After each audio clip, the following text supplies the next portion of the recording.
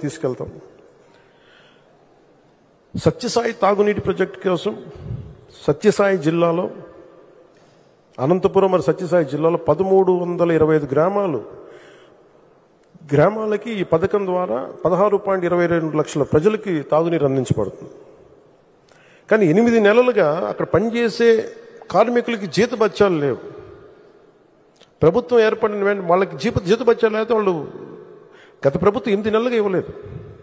మనం వచ్చి 4 నెలలు అయితే 4 నెలల నుంచి పే చేయలేదు, వాళ్ళకు భరించారు. వెంటనే దృష్టికి తీసుకురాగానే గౌరవ ముఖ్యమంత్రి గారి దృష్టికి తీసుకురాగానే వెంటనే వాళ్ళు నలుగుతున్నారు, అధికారులు వెంటనే మన కార్మికులు నలుగుతున్నారు, ఇబ్బంది పడకూడదని చెప్పి ఆయన దృష్టికి తీసుకురాగానే వెంటనే 30 కోట్ల రూపాయలు విడుదల చేసి కార్మికుల ప్రాణాలు కాపాడినందుకు మనస్ఫూర్తిగా చంద్రబాబు గారికి నా ధన్యవాదాలు తెలుపుకుంటున్నాను.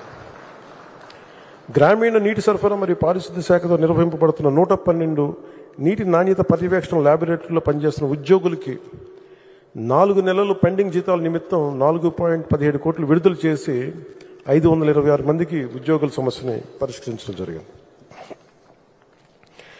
అలాగే అటవీ శాఖకు సంబంధించి మనకి 28-33% ఉండాలి. అటవీ మనకి పర్సంటేజ్ అంటే చంద్రబాబు గారు ఇచ్చిన మా అందరికీ డైరెక్టివ్ ఏమి ఇచ్చారంటే రివ్యూ మీటింగ్లో ఇది 50% పెరగాలి. ఆంధ్రప్రదేశ్లో 50% మొత్తం మీ పచ్చదనమే ఉండాలి అని దాన్ని స్ఫూర్తిగా తీసుకుని 6,000 ఎకరాల్లో దాదాపు 22 లక్షల మొక్కలు నాటడం జరిగింది మన ఈ మధ్యన.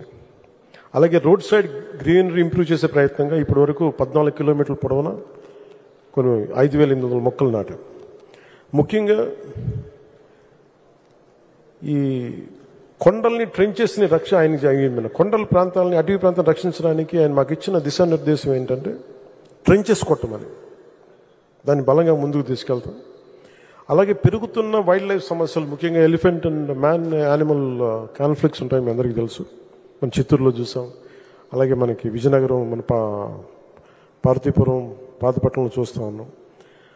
వెంటనే తీసుకెళ్ళి చాలామంది వైల్డ్ యానిమల్స్ కానీ జంతువులు కానీ అటాక్ చేయటం వల్ల, ముఖ్యంగా ఏనుగులు పంటల నష్టం ఇటు అన్నిటి వల్ల వీటిని దృష్టిలో పెట్టుకొని రాగానే కర్ణాటకకు వెళ్ళి 2 రాష్ట్రాల మధ్య అటవీ శాఖతో మాట్లాడి, అక్కడ గౌరవ అటవీ శాఖ మంత్రి గారితో మాట్లాడి 2 రాష్ట్రాల మధ్య నిర్మాణాత్మక సహకారాన్ని పెంపొందించే ప్రయత్నం జరిగింది.